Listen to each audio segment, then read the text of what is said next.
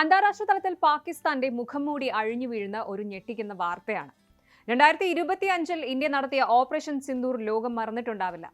പഹൽഗാം ഭീകരാക്രമണത്തിന് മറുപടിയായി ഇന്ത്യ പാകിസ്ഥാനിലെ ഭീകരതാവളങ്ങൾ ഓരോന്നോരോന്നായി തകർത്തപ്പോൾ പുറമെ ശക്തരെന്ന് നടിച്ച അല്ലെങ്കിൽ വിടുവ അടിച്ച പാകിസ്ഥാൻ ഉള്ളിൽ എത്രത്തോളം ഭയന്നിരുന്നു എന്നതിന്റെ തെളിവുകൾ ഇപ്പോൾ പുറത്തു വരികയാണ്. അമേരിക്കൻ ഗവൺമെന്റ് രേഖകൾ തന്നെ പാകിസ്ഥാന്റെ കള്ളത്തരങ്ങൾ പൊളിച്ചടുക്കിയിരിക്കുന്നു. ഇന്ത്യയുടെ സൈനിക കരുത്ത് ലോകത്തിന് മുന്നിൽ തെളിയിച്ച ഒന്നായിരുന്നു ഓപ്പറേഷൻ സിന്ദൂർ.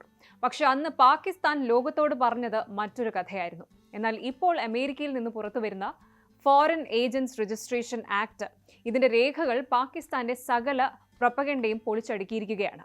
ഇന്ത്യയുടെ മിസൈലുകൾക്ക് മുന്നിൽ പിടിച്ചു നിൽക്കാൻ കഴിയാതെ പാകിസ്ഥാൻ അമേരിക്കയുടെ കാല് പിടിക്കുകയായിരുന്നു എന്നാണ് ഈ രേഖകൾ പറയുന്നത്.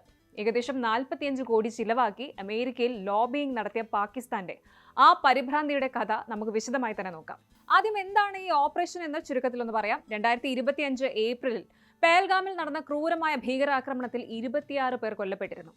ഇതിന് മറുപടിയായി മെയ് 7 പുലർച്ചെ ഇന്ത്യൻ സേന പാകിസ്ഥാനിലെയും പാക് അധിനിവേശ കശ്മീരിലെയും 9 ഭീകരതാവളങ്ങൾ തകർത്തു. ജെയ്ഷെ മുഹമ്മദ് സ്ഥാപകൻ മസൂദ് അസറിനെ വരെ കനത്ത പ്രഹരമേറ്റ ഈ നീക്കത്തിന് പിന്നാലെ പാകിസ്ഥാൻ തിരിച്ചടിക്കാൻ നോക്കിയെങ്കിലും ഇന്ത്യൻ വ്യോമ പ്രതിരോധം അത് തകർത്ത് തരിപ്പണമാക്കി.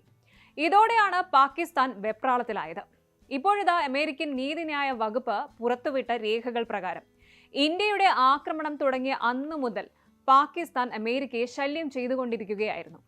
പാക് നയതന്ത്രജ്ഞരും സൈനിക ഉദ്യോഗസ്ഥരും 60-ലധികം തവണയാണ് അമേരിക്കൻ ഉദ്യോഗസ്ഥരെ ഫോണിലൂടെയും ഇമെയിലിലൂടെയും ബന്ധപ്പെട്ടത്. വെറും 4 ദിവസത്തിനുള്ളിൽ ഇത്രയധികം തവണ പാകിസ്ഥാൻ അമേരിക്കയുടെ സഹായം അഭ്യർത്ഥിച്ചു. വെറും 4 ദിവസത്തിനുള്ളിൽ ഇത്രയധികം തവണ പാകിസ്ഥാൻ അമേരിക്കയോട് സഹായം അഭ്യർത്ഥിച്ചു എന്നത് അവരുടെ പാനിക് എത്രത്തോളം ആയിരുന്നു എന്ന് വ്യക്തമാക്കുന്നു. ഇതിനായി മാത്രം $5 മില്യൺ, അതായത് ഏകദേശം 45 കോടി രൂപയാണ് പാകിസ്ഥാൻ അമേരിക്കൻ ലോബിയിങ് സ്ഥാപനങ്ങൾക്ക് നൽകിയത്. എങ്ങനെയെങ്കിലും ഇന്ത്യയെ ഒന്ന് തടയൂ എന്നതായിരുന്നു ഇവരുടെ ഒരേ ഒരു അപേക്ഷ. ഈ സംഭവങ്ങൾക്കിടയിൽ US പ്രസിഡന്റ് ഡൊണാൾഡ് ട്രംപ് പലതവണ അവകാശപ്പെട്ടത് താനാണ് ഇന്ത്യയും പാകിസ്ഥാനെയും യുദ്ധത്തിൽ നിന്ന് പിന്തിരിപ്പിച്ചത് എന്നാണ്.